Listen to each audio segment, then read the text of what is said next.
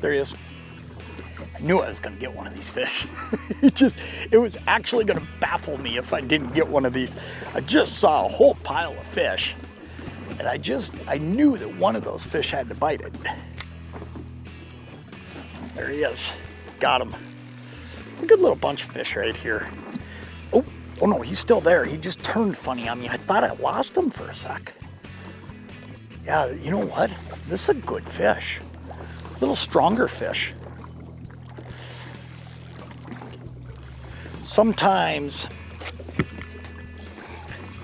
it's so important to have the exact right presentation, and let me tell you, I think these are the conditions where that right presentation is more important than ever. And today I'm Lindy rigging, and I'm Lindy rigging slow, okay? I'm moving fairly quick until I see fish, but as soon as I see them, I just slow down a little bit. And when I say that, what I mean is I'll cruise along with this Lindy rig at 0.7, 0.8, 0.9, sometimes 1.0.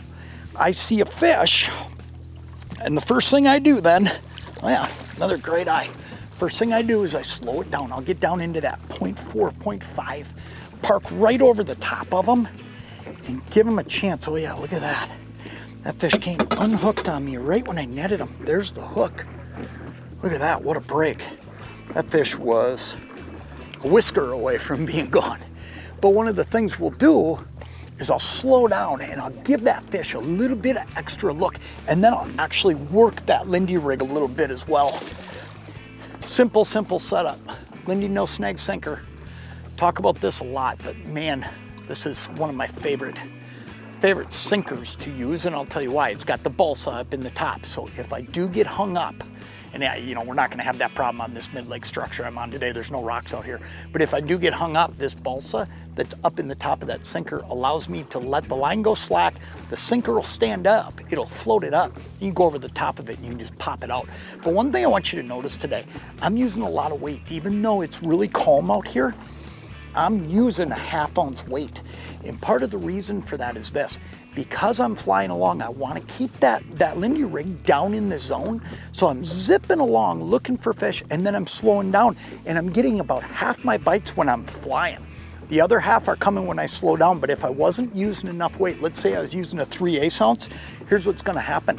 That Lindy rig's going to be too high in the water column, and it's not going to get those bites. So that's why I'm using that 1/2 ounce sinker. This is one of those times where I go heavier. Real simple Lindy rig. This is the 50th anniversary edition. It's made out of fluorocarbon line, comes in a 10-foot snell. You can trim it to the length you want. I'm using the number 6 hook today. Downsizing a little bit. I downsize on the back end of these cold fronts, in these cold fronts, back end of these storms. That's when I'm gonna downsize. Make sure that these fish don't feel anything intrusive. Just put it down there as simple as possible. The other thing about it is that lighter hook allows that leech to swim. You'd be amazed at how much lighter that number 6 hook is than, say, a number 2 hook, okay? Ultimately, that leech can do a lot more on a number 6 hook on his own than what he's gonna be able to do on a heavier hook. So that's why I'm pretty much always using a size 4 at the biggest, and a lot of times that's when I'm really zipping along or using a jumbo leech. Today I'm just using large leeches, so I'm going down to that number 6, and it's pretty doggone effective. That leech can stay right up above the bottom.